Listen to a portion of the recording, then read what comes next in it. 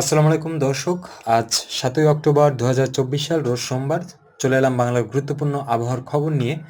তো সামনে দুর্গাপুজো, যারা হিন্দু ধর্মাবলম্বী রয়েছেন তাদের জন্য দুর্গাপুজোর এই উৎসবের জন্য শুভেচ্ছা রইল।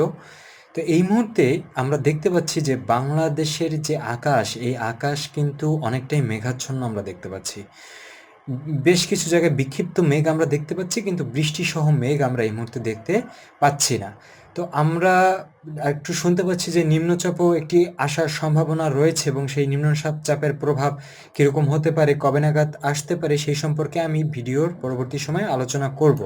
তো আমরা একটু জানতে চাই যে আসলে বৃষ্টি চলে গেল কিনা একদমই, বা বৃষ্টি যদি হয়ও তাহলে ঠিক কবে নাগাদ হতে পারে। তো আজকে সন্ধ্যা নাগাদ আমরা দেখতে পাচ্ছি যে বাংলাদেশের বেশ কিছু অঞ্চলে যদিও বৃষ্টি আমরা দেখতে পাচ্ছি, যেমন রংপুরে বৃষ্টি রয়েছে, তার পাশাপাশি রয়েছে বিমরাপুরে বৃষ্টি দেখতে পাচ্ছি আমরা। তার পাশাপাশি এর আশপাশের যে অঞ্চলগুলো রয়েছে, সৈয়দপুরে আমরা বৃষ্টি দেখতে পাচ্ছি। এসব অঞ্চলে কিন্তু আমরা বৃষ্টি দেখতে পাচ্ছি। বর্তমান সময় আমরা দেখতে পাচ্ছি এখন ঘড়িতে 5টা 40 বাজে সময়। আচ্ছা, এর পরবর্তী সময় আমরা আসলে একটু দেখতে চাই যে আজকে রাতে অর্থাৎ 11টা অথবা 12টার দিকে বৃষ্টির পরিমাণটা আসলে কোথাও কোথাও একটু বেড়ে গেল কিনা। তো আমরা দেখতে পাচ্ছি যে ওইসব অঞ্চলে, যেসব অঞ্চলে বললাম যে কালাই, এসব অঞ্চলে বৃষ্টির পরিমাণটা কিন্তু আরও বেড়ে যাচ্ছে। দিনাজপুরেও বৃষ্টি রয়েছে, রংপুরেও বৃষ্টি কিন্তু রয়েছে। তার পাশাপাশি বৃষ্টি রয়েছে কোথায় আমরা একটু যদি দেখার চেষ্টা করি, পরশা অঞ্চলে বৃষ্টি রয়েছে, আক্কেলপুরে বৃষ্টি রয়েছে আমরা দেখতে পাচ্ছি। তার পাশাপাশি মালদাতেও আমরা বৃষ্টি দেখতে পাচ্ছি, যদিও সেটা পশ্চিম বাংলাদেশের মধ্যে পড়ে, পশ্চিমবঙ্গের ভিতরে পড়ে, ভারতের অংশ। তো আমরা এই মুহূর্তে আর কোথাও কি বৃষ্টি দেখতে পাচ্ছি যদি আমরা একটু দেখার চেষ্টা করি, হ্যাঁ বেশ কিছু অঞ্চলে আমরা কিন্তু বৃষ্টি দেখতে পাচ্ছি, যেমন ইসলামপুরে বৃষ্টি রয়েছে, জামালপুরে বৃষ্টি রয়েছে, তারপর রয়েছে শ্রীবাদীতেও বৃষ্টি কিন্তু রয়েছে। তো বাংলাদেশে বেশ কিছু অঞ্চলে বিক্ষিপ্তভাবে বৃষ্টি আমরা দেখতে পাচ্ছি, কিন্তু আহামরি সিলেটেও বিক্ষিপ্তভাবে বৃষ্টি আমরা দেখতে পাচ্ছি। তো আহামরি বৃষ্টি আমরা দেখতে পাচ্ছি না। তো আমরা আজকে দিবাগত রাত অর্থাৎ 7 তারিখ দিবাগত রাত 11টার দিকে আমরা যদি দেখার চেষ্টা করি, হ্যাঁ ময়মনসিংহ এবং সিলেট, কালাই এসব অঞ্চলে বৃষ্টির পরিমাণটা তখন কিছুটা বেড়ে যাবে, এবং উপকূলীয় অঞ্চলে ছিটেফোঁটা বৃষ্টি হলেও হতে পারে। এরপরে যে পরবর্তী সময়ে 8 তারিখ আমরা যদি রাত 1টা বা 2টার দিকে দেখার চেষ্টা করি, হ্যাঁ তখনও সিলেট, ময়মনসিংহ, কালাই এসব অঞ্চলে বৃষ্টিপাতের পরিমাণটা একটু বেড়ে যাবে। তো আমরা আগামীকাল অর্থাৎ 8 তারিখ আমরা যদি একটু দেখতে চাই, 8 তারিখ দুপুর নাগাদ যদি আমরা একটু দেখি, তখন কিন্তু উপকূলীয় অঞ্চলে প্রচুর পরিমাণে বৃষ্টি কিন্তু আমরা দেখতে পাচ্ছি। যেমন বরিশালে বৃষ্টি দেখতে পাচ্ছি, খুলনায় বৃষ্টি দেখতে পাচ্ছি, মেহেরপুরে বৃষ্টি দেখতে পাচ্ছি, কলাপাড়াও প্রচুর পরিমাণে বৃষ্টি দেখতে পাচ্ছি। তার পাশাপাশি যেসব জায়গায় বৃষ্টি হওয়ার সম্ভাবনা রয়েছে তা হচ্ছে দীঘিনালায় বৃষ্টি হবে, রাঙামাটিতে বৃষ্টি হওয়ার সম্ভাবনা রয়েছে, ফটিকছড়িতেও আমরা দেখতে পাচ্ছি, চৌমোহনীতেও দেখতে পাচ্ছি, রায়পুরেও দেখতে পাচ্ছি, ভোলাতেও দেখতে পাচ্ছি, বোরহানুদ্দিনেও দেখতে পাচ্ছি, লালমোহনেও আমরা দেখতে পাচ্ছি। এটি হচ্ছে আগামীকাল অর্থাৎ 8 তারিখ দুপুর 2টা থেকে 3টার মধ্যে এই তীব্র বৃষ্টিপাত আমরা লক্ষ্য করতে পাচ্ছি।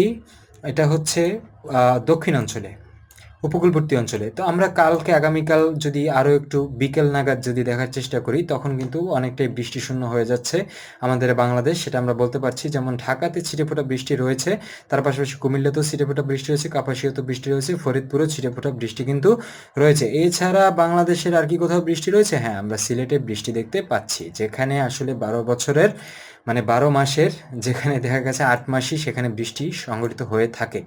আচ্ছা, এর পাশাপাশি এরপরে যদি আমরা আগামীকাল রাতে অর্থাৎ 8 তারিখ রাত 11টার দিকে যদি আমরা একটু দেখতে চাই, না সেখানে আসলে বৃষ্টিপাত, হ্যাঁ রাত 11টার দিকে অর্থাৎ 9 তারিখ দিবাগত রাতে বেশ কিছু অঞ্চলে বৃষ্টি আমরা দেখতে পাচ্ছি।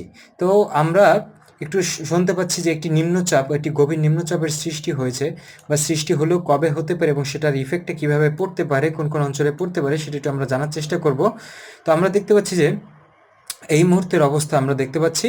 তো এটি কিন্তু আসলে 8 তারিখ নাগাদ অর্থাৎ আগামীকাল থেকেই এটি ফর্ম হওয়া শুরু করবে, একটি ভারী নিম্নচাপ ফর্ম হওয়া শুরু করবে, এবং সেটি ফর্ম হতে হতে চিটাগং এসব অঞ্চলের দিকে ঘেঁষে থাকবে বলে আমরা দেখতে পাচ্ছি। কিন্তু এটার গতিবিধি কিন্তু আমরা পরবর্তীতে আবার চেঞ্জ দেখতে পাচ্ছি।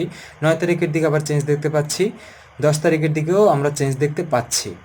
আচ্ছা, তো এরপরে আমরা দেখতে পাচ্ছি যে এটি আসলে গতিপথ চেঞ্জ করে কিনা, আমরা একটু 11 তারিখ পর্যন্ত যদি একটু দেখার চেষ্টা করি, হ্যাঁ এটি গতিপথ চেঞ্জ করে বঙ্গোপসাগরের মাঝামাঝি কিন্তু অবস্থান করছে দেখতে পাচ্ছি।